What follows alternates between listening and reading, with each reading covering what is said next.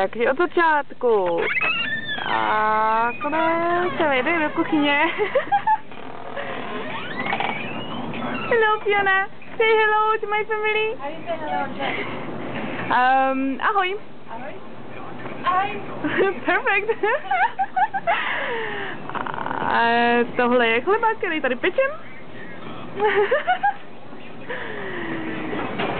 Tak, tady máme také stoly, tady máme grill, tady se dělají hranolky, tady se dělají hamburgery a podobně, tady máme sporák, dřez, sanitizer, tady přijímáme objednávky od hostů, tady máme masviny a sušenky, co tu pečem.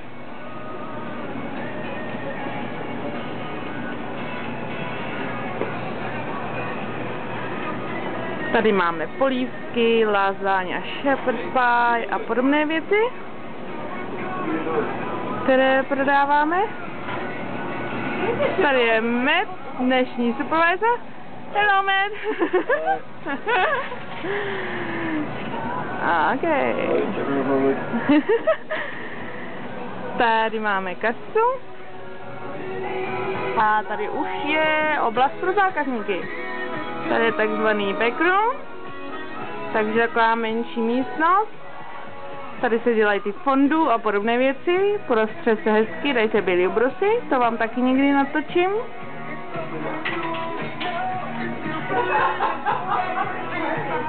Tady máme ketchupy a podobné věci, příbory, vodu. A tadyhle takhle nás vidí hosti, když přijdou. Vezmou si čistý táp, vezmou si pití, tady je obsloužíme a tady nám zaplatí. Už zavíráme, takže už je to mrtvější.